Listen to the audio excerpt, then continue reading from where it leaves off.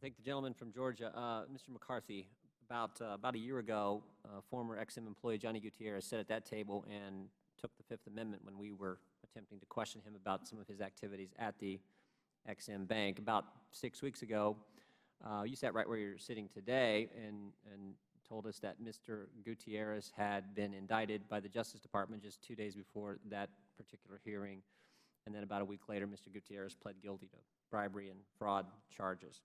You also indicated that day that there may be more indictments coming in the Gutierrez case, and you said there are 31 open fraud investigations, and there may be indictments in some of those. Has any of that changed? Is that still the number, 31, or is it a bigger number today, or is it a smaller number? Have there been more indictments? Where are we at? I think our current number, is 29 open investigations. 29. Right, Okay. as of today. What about the indictment issue?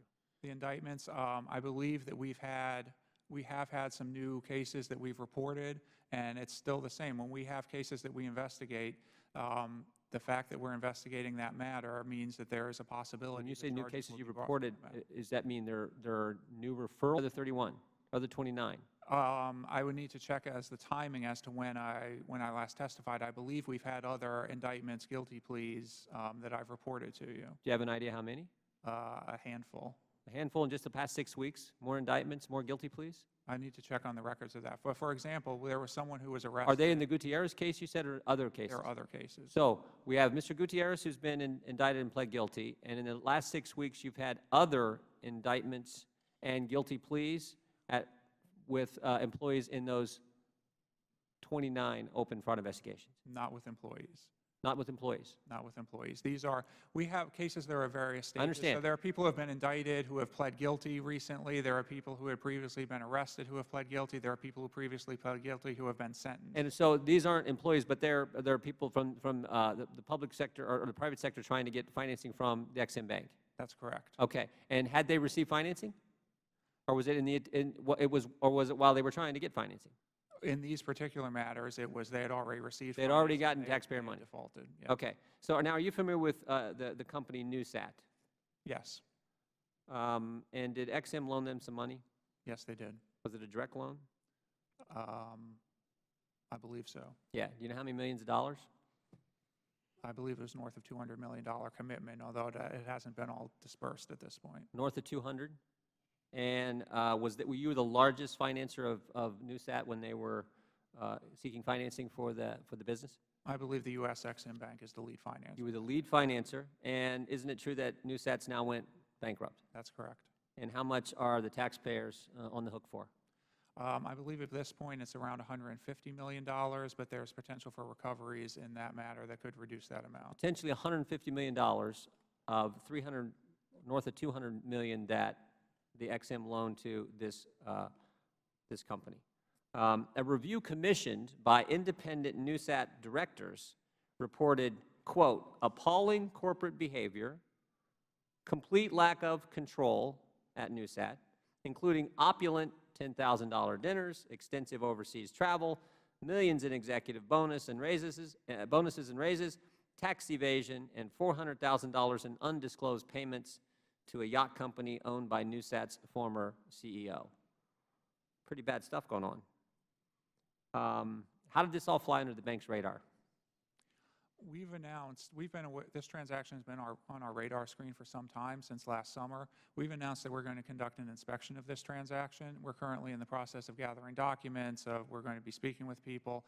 And I know since last summer, what my understanding is they were still getting money as late as last summer.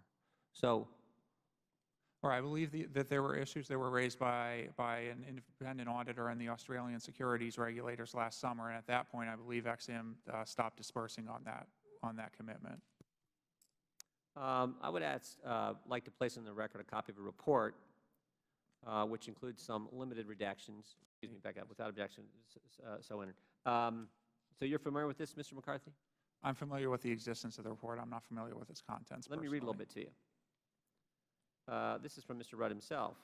Again, these are part of the independent directors here at Newsat who commissioned this report. Within 2 hours of commencing, let me back up. I've been at Newsat for 6 weeks now in the report, one of the confidential documents. Documents, not confidential, it's been redacted. Within 2 hours of commencing, I realized the company had some serious performance issues and that there was a total disconnect between what the lenders were expecting in terms of financial outcomes and what was actually happening. Of course, this ultimately resulted in the earnings downgrade announcement into the market, but it has also led me to look into past activities. Much of this information was fed to independent directors. So within 2 hours, this guy comes in. This is clear back in early summer last year. Within 2 hours of being there, he says there are big problems. So what we want to know is, how in the world did the bank miss this? As part of our inspection, we're going to be looking into the due diligence that the bank conducted or did not conduct on this transaction, but I don't have that information at this time. So you mentioned 29 ongoing open fraud investigations. Is this one of the 29? Right now, what we've announced is that we're going to conduct an inspection, which is different than an investigation. It's more in the nature of an audit where we go in and try to figure out what happened in the transaction. Depending on what evidence develops, it could be converted or referred into an investigation, but it's not an investigation at this time.